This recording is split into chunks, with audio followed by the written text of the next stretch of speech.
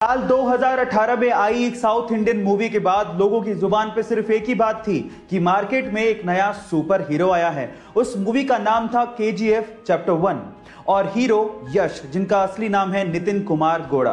Guys, यश KGF chapter 1 के बाद रातों रात सुपरस्टार बन गए, लेकिन उनकी लाइफ का एक ऐसा पहलू है जिसे जानने के बाद आप लोगों को बहुत प्राउड फील होगा। जी हां गाइस, यश के पिताजी रोडवेज बसों में बस ड्राइवर हैं और यश का इतना नाम होने के बावजूद भी आज भी उनके पिताजी बस चलाते हैं। उनका यह कहना है कि इसी काम की वजह से यश इतने बड़े सुपरस्टार बने हैं। गाइस, उनके पिताजी का जमीन से जुड़ा होना कहीं ना कहीं यश की स्टारडम का कारण भी है।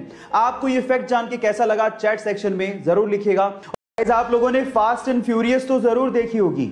इस फिल्म के और इस सीरीज के आप लोग दीवाने भी होंगे और स्पेशली दीवाने होंगे विन डीजल की एक्टिंग के, है ना गाइस। पर गाइस, क्या आपको पता है कि विन डीजल के एक्टिंग करियर की शुरुआत कैसे हुई थी?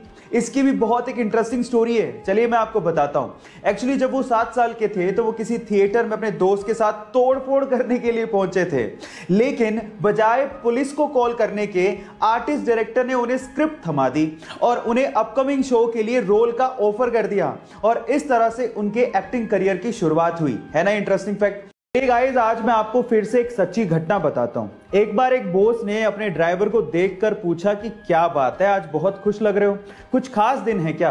तो उस ड्राइवर ने कहा कि सर, आज का दिन मेरे लिए बहुत स्पेशल है क्योंकि आज मैंने रतन टाटा जी को कार ड्राइव करते देखा। तो बॉस ने कहा कि इसमें क्या खास बात है? तो उस ड्राइवर ने कहा कि सर, जब वो कार ड्राइव कर रहे थे तो मैंने उनको अभिवादन देने के लिए हाथ हिलाया और बदले में उन्होंने मुझे रिस्पॉन्ड किया, इसीलिए आज मैं बहुत खुश हूं, मेरा दिन बन गया। सच अ ग्रेट पर्सनैलिटी। गाइस, इससे यह समझ में आता है कि मनी आपको फेम दिला सकती है, लेकिन हम्बलनेस आपको रियल रिस्पेक्ट दिलाती है। सो गाइस, हम्बल रहिए हमेशा। चाइना एक गजब का देश है और वहां की कंपनियों के रूल्स तो माशाअल्लाह हैं। वहां की कंपनी ने अपने कर्मचारियों के लिए एक टॉयलेट पॉलिसी निकाली है। इस पॉलिसी के तहत अगर किसी कर्मचारी को एक से ज्यादा बार टॉयलेट जाना है तो उसको अपने बॉस की परमिशन लेनी होगी और बॉस की परमिशन के साथ साथ उस पे 20 युआन यानी कि 220 रुपए का एक जुर्माना भी लगेगा, जो कि उसके बोनस से काटा जाएगा। और कंपनी का इस पे यह कहना है कि उन्होंने ये फैसला कर्मचारियों के आलसपन की वजह से लिया है। पता नहीं चीन और चीन की कंपनियां कहां पे जाके रुकेंगी।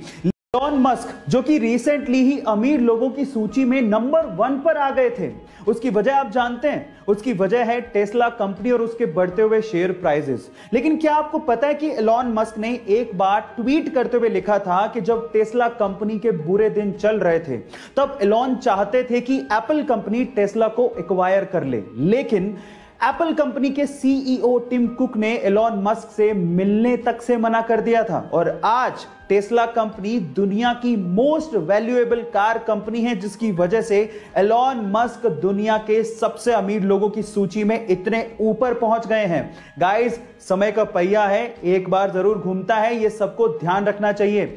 गाइस, फिर से एक केबीसी का सवाल पूछता हूं। आप लोगों ने नोकिया कंपनी का नाम तो जरूर सुना होगा और नोकिया मोबाइल आपने या आपके किसी फैमिली मेंबर ने यूज भी किया होगा। मेरा सवाल यह है कि नोकिया कंपनी या नोकिया मोबाइल का नाम नोकिया कैसे पड़ा? इसके पीछे का रीजन क्या है? नहीं जानते ना?